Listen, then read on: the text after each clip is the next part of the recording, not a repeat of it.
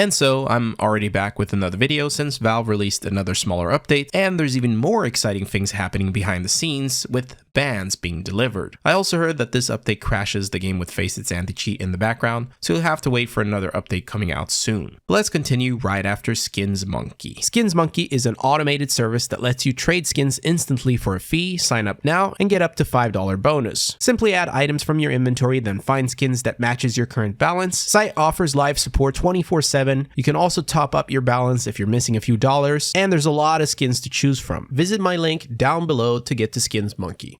As always, let's do the update coverage first. This is the third update if you include the main left-hand one. In my last video, I talked about how the new drop feature in the buy menu stopped the entire keyboard from working for several people. Apparently, one of you were quick to order a new one. This update confirms in the patch notes that it's been fixed, so hopefully you can cancel that new keyboard, unless you were looking to upgrade either way. I talked about this last video as well, where grenades also get these icons, which, doesn't make a lot of sense. So Valve responded by no longer displaying the inner kill feed icons for nades, which I think was a good update. Next up, we have an optimization note in here where they fixed too many user commands being processed when skipping forward in demos. Apparently, this should reduce the skip time by as much as 80%, which is a lot. So I decided to compare it with the earlier version of the game with an older, already downloaded demo, but skipping felt pretty fast already. With this specific demo, it's hard to tell the difference, but I'm sure it's better with larger demos, and you'll probably notice a difference there. Finally, they added a console output that may be helpful for advanced users to diagnose performance problems. It also says when a very long frame occurs, a brief profile of the frame is printed, and at the end of the match, a summary is printed. I Love Potatoes is the true MVP here since he snagged a screenshot from an offline game with bots to show us how it looks with the frame summary. If it isn't obvious by now, this helps us understand why CS2 might be running slowly or why we might get stutters. It includes different performance metrics such as frame total, frame boundary, server simulation, and so on. This is incredibly useful, not just for us, but for Valve, who can rely on this to fix performance issues, since it helps narrow down where the bad stuff is happening. Overall, a great step towards eventually fixing or optimizing the game's performance. Now, while this update was nice, there's no mention of the sound bug that Lumitum reported on, where certain footsteps can be heard by other players but not for you. Since it's missing in the patch notes, one can only assume that the bug is still out there in the wild. I would hate to be in a position where the game gaslights me, so I'd appreciate if this gets fixed soon. Valve,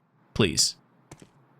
Alright, so now outside the update, we have some exciting news. I don't think I've ever seen what's currently going on. A few days ago with the main update, Valve talked about Overwatch, there was a small VAC wave, which apparently targeted a specific group of cheaters, and now we're seeing another wave hitting even more cheaters, and apparently one of the biggest cheat providers. Aquarius has a great video showcasing cheaters getting thrown out with such effectiveness that I've never seen before, and I have to agree it's kind of funny, almost fulfilling in a way to see them disappear so quickly. Notice in the scoreboard how they're all removed. And there are other clips of this happening, with more screenshots and videos surfacing with chat logs saying account is convicted. What's also interesting is how certain bans seem to be hidden, because usually you'd see something about a ban in the profile, right? This person was in the video that Aquarius posted, and there's still nothing about his ban. And we know that they are getting banned because the game tells them that they have a global cooldown, which is the same as being banned. Now, a lot of this stuff looks like it's being done by Overwatch, or it would be fair to assume that it is, but Gabe Follower has an interesting post with more stuff about what's going on, and in it he clarifies that these cheaters are getting banned by server-side detection, which means it's automated, at least in this specific instance where all these cheaters are getting yeeted at the same time. He also confirms in a follow-up post that these are not Overwatch bans, that they are in fact hidden and impossible to track through Steam's APIs. Now, this information is very interesting and can easily be overlooked, since hiding the bans means there's no public data on who got banned. So if you think about it, by not showing these bans, cheat developers can only rely on individual feedback from their users saying they got a global cooldown, which is worse feedback than being able to grab data about all the bans. With data, you can obviously see the bigger picture, whereas now there is no picture. Overall, it sucks for cheat developers, so this might be part of Valve's new strategy.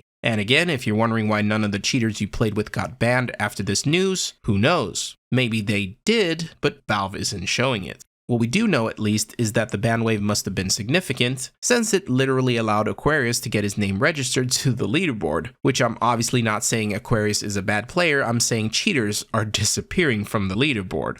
Also, congrats to him. This stuff is very exciting, and it feels like we're in the middle of something bigger with updates coming frequently. But let me know what you guys think about all this, and I'll see you soon. Peace.